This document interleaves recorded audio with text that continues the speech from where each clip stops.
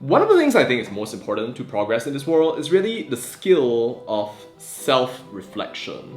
A lot of times people think about how maybe a person should be good at math, they should be good at languages, or something else of that nature right there, which of course is important. I mean, like, a person does need to be good at things that they are good at, because we live in a competitive world after all. But at the same time, I think that one of the most important possible things that a person can develop is the ability to self-evaluate. A person needs to be able to self-reflect, to be able to see where they went wrong, what happened along the way. If you aren't able to see your own shortcomings, your own flaws with the way that you've been doing things, then it's sometimes hard to be able to actually progress. Like, it's one of the most difficult things in the world to see yourself in other people's eyes. I mean, like, even me right now. So like, I am, of course, recording this while speaking to a camera, but that doesn't necessarily mean that I can perfectly view my own behavior. On any given day, I think we're faced with 1,000 of those different potential ways in which we could be interpreted, and in many different cases, we can very easily just end up forming very self-serving interpretations of our own behavior.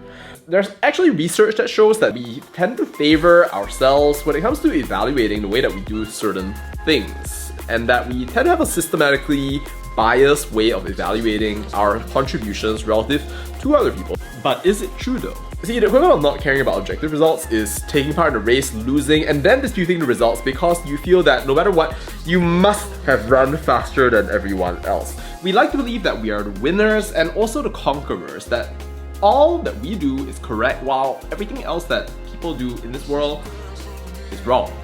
Being able to self-evaluate means being able to form an objective picture of your actual strengths and your weaknesses. In many cases, our own standards aren't objective standards. They only give us a sense of how we feel about ourselves, but how we feel is not necessarily how we are. But that's also one of the reasons why it's so important to be able to evaluate yourself, because it helps you to be able to see for yourself how you really are doing, not just the idea that you have of yourself. So if you take some time really to think about what you did, what you said, and how other people reacted along the way, then you can start to think to yourself, was what I did at that time logical? Did it make sense? How did it make people feel? Should I have done better? Could I have done better? To come up with actual answers to the questions that are based on evidence and what you actually understood, not just the answers that you want to hear.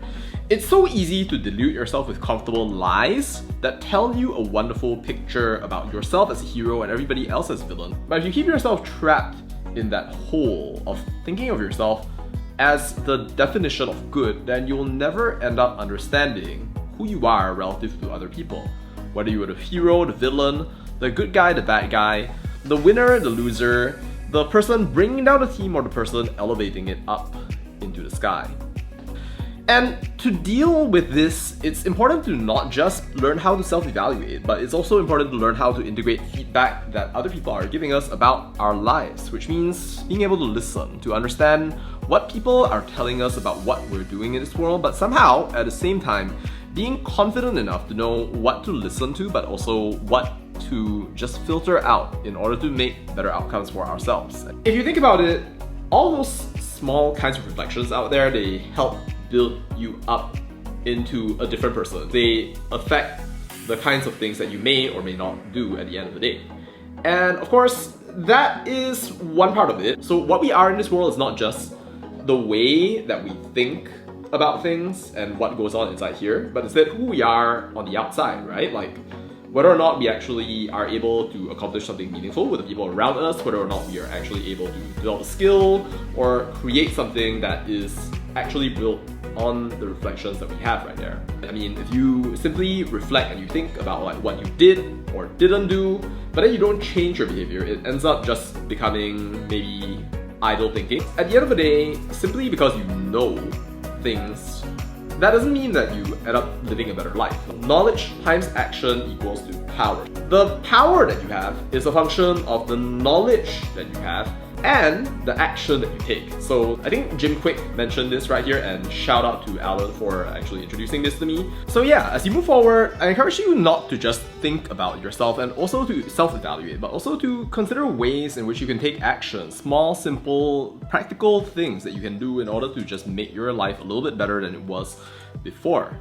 Go for that workout. read those 10 pages of a book. Understand what you need to do in order to make this year a little bit of a better year compared to the year that you had before. As you kind of look forward and become clear about what you are doing, what you're not doing, and how you can really just tailor, improve, and iterate upon everything that had come before. I'll be rooting for you. Bye.